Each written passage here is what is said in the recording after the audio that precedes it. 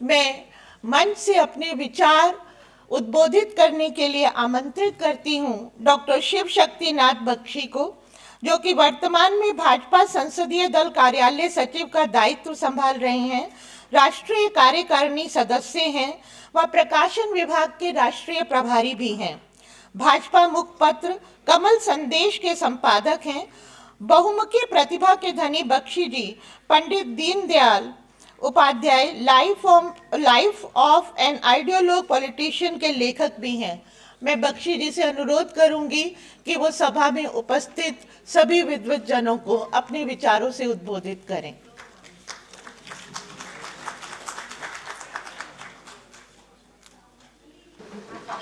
पद्म भूषण आदरणीय यादगट्टा लक्ष्मी प्रसाद जी, मंच पर उपस्थित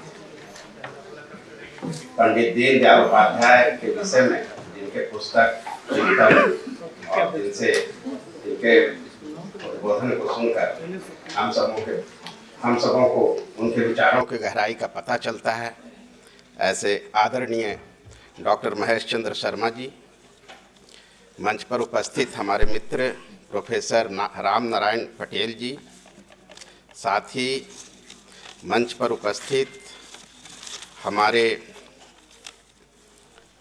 वक्तागण एवं आज के इस सत्र में अपने विचार रखने आए सभी सम्मानित मंच को का मैं स्वागत करता हूं, उनका अभिनंदन करता हूं।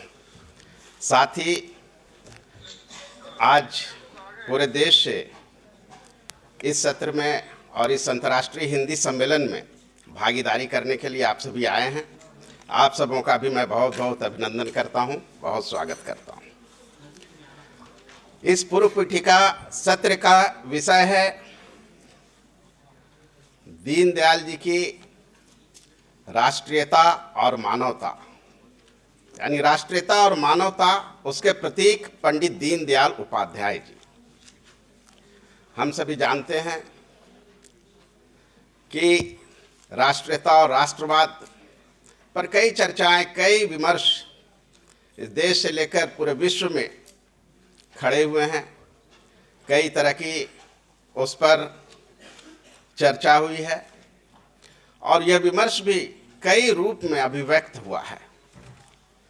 आज जब राष्ट्रीयता और मानवता के प्रतीक के रूप में आज हम पंडित दीनदयाल उपाध्याय जी के व्यक्तित्व और उनके विचार की चर्चा करने के लिए यहाँ उपस्थित हुए हैं, तो सर्वप्रथम तो हमें ये ध्यान में रखना चाहिए कि पंडित दीनदयाल उपाध्याय जी एक चिंतक, एक विचारक के साथ साथ समाज में सक्रिय एक राजनीतिक कार्यकर्ता, एक स्वयंसेवक, जिनका राष्ट्रीय स्वयंसेवक संघ से के प्रचारक, और साथ ही स्वयं अपने जीवन से समाज के बीच में उदाहरण प्रस्तुत कर एक नए प्रतिमान को उन्होंने राजनीति के क्षेत्र में गढ़ा है।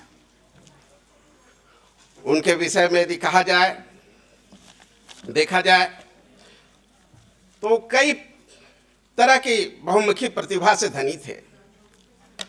एक साधारण सा व्यक्तित्व, लेकिन उसके साथ साथ एक असाधारण प्रतिभा के धनी। देखने में तो साधारण व्यक्ति लगते थे, लेकिन उनकी प्रतिभा असाधारण थी। जब उनसे कोई चर्चा करता, उनसे मिलता, उनके संपर्क में आता, ऐसे कई प्रसंग हम सबों के बीच में हैं, हम सभी जानते भी हैं। एक मौलिक विचारक, एक कुशल संगठनकर्ता, एक दूरदर्शी नेता, सबको साथ लेकर चलने का गुण और साथ साथ समर्पित जीवन। उच्च शिक्षा प्राप्त करने के बाद भी जिन्होंने नौकरी नहीं किया, परिवार के बंधन में नहीं बंधे, और उन्होंने इस विषय में अपने पत्र जो लिखे अपने मामा को, उसको भी यदि देखें तो उनके युवापन से शुरू से ही जो राष्ट्र सेवा के प्रति उनका जो समर्पण भाव था, राष्ट्र के लिए अपने जीवन का क्षण क्षण और शरीर का कण कण देने की जो प्रतिबद्धता थी, वह सभी हम सबों के सामने हैं। उनका व्यक्तित्व हमें सामने है। लेकिन आज का जो ये विषय है, इसमें यदि हम देखें तो इस विषय में एक बड़ा ही गूढ़ विषय, लेकिन इस पे मैं थोड़े ही समय में कुछ बातें आपके सामने रखना चाहता हूं। उन्होंने जो पार्टी का निर्माण किया, जो शुरुआत में जैसे जनसंघ कहा गया और अब भारतीय जनता पार्टी के रूप में हमारे सामने है, वह पार्टी जिसे कि आज भी हम कहते हैं कि कार्यकर्ता आधारित और विचारधारा आधारित कार्यकर्ता है, यानी कार्यकर्ता निर्माण से पार्टी केंद्रित कार्यकर्ता का निर्माण और साथ ही राष्ट्र केंद्रित पार्टी का निर्माण, और वह भी जो विचारधारा के आधार पर उस पार्टी का निर्माण, जो कि आज इस देश में हम देखते हैं हमारे राजनीतिक जीवन में एक अद्भुत देन है, एक अद्भुत जो उनका उपहार है।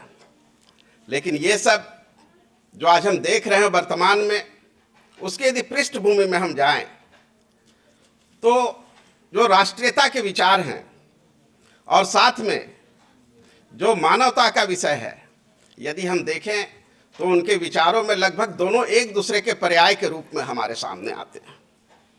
उनके जो वैचारिक पृष्ठभूमि और उनके जो मौलिक विचार, जो भारतीय चिंतन परंपरा का जो प्रवाह है, उसी का एक की अभिव्यक्ति एकात्म मानववाद के रूप में जो उन्होंने हमारे सामने रखा, पूरे देश के सामने रखा, और उनके अंत्योदय के विचार, यदि इन सब विचारों को हम देखें तो उसकी पृष्ठभूमि पर मैं थोड़ा सा आपका ध्यान ले जाना चाहता हूं, क्योंकि उनका जो समय था, विशेषकर स्वतंत्रता के तुरंत बाद का जो काल था, उस काल में जो वैचारिक बहस इस देश में चल रहा था, उस पर यदि हम ध्यान दें तो ये एकात्म मानव दर्शन, इसकी जो भूमिका है वो कैसे बनी और कैसे एक मौलिक विचार के रूप में, एक पथ प्रदर्शक विचार के रूप में, एक दूरदृष्टा विचारक के द्वारा यह हमारे सामने आया,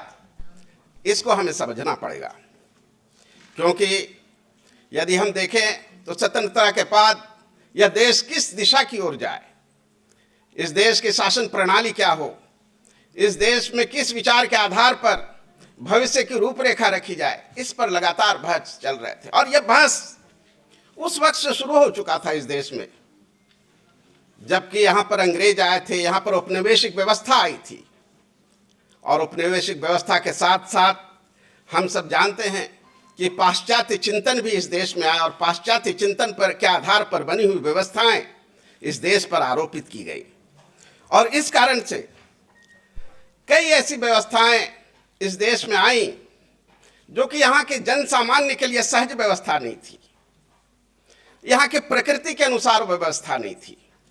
और इस कारण से यदि किसी देश को, किसी समाज को, सभ्यता को, क्योंकि भारत एक प्राचीन सभ्यता रही, एक जीवंत सभ्यता रही, और इसको यदि आगे का रास्ता तय करना था तो इसको अपने चिंतन के आधार पर व्यवस्थाएं खड़ी करनी थी। यह बहस लगातार देश में चल रहा था। लेकिन स्वतंत्रता के बाद जिन लोगों के हाथ में शासन व्यवस्था इस देश में आई, वो ज़्यादातर लोग उस जमाने के, उस समय के जो पाश्चात्य चिंतन और उनकी जो उपलब्धियां थी, उससे चमत्कृत लोग थे। और इस देश में भी नेहरूवाद के नाम पर एक प्रकार की नई चिंतन, नई परंपरा, नई व्यवस्थाएं, जो कि पाश्चात्य व्यवस्थाओं से प्रभावित व्यवस्था थी, उनके दिशा और दृष्टिकोण से बधी व्यवस्थाएं थी, वह सब इस देश पर लागू करने के प्रयास शुरू हुए। और उस समय जो भारतीय मूल चिंतन, मौलिक चिंतन पे जो लोग कार्य कर रहे थे, भारत की जो मूल दृष्टि थी, यहाँ के जो दर्शन थे, वहाँ के चिंतन थे, उसके पक्ष में जो लोग खड़े हुए थे, उनके सामने कई प्रकार की चुनौतियां उस समय उत्पन्न हुई। क्योंकि जो पाश्चात्य दर्शन था, उसका मूल में एक पुनर्जागरण जो यूरोप में हुआ था, उससे वो उभरे हुए विचार थे।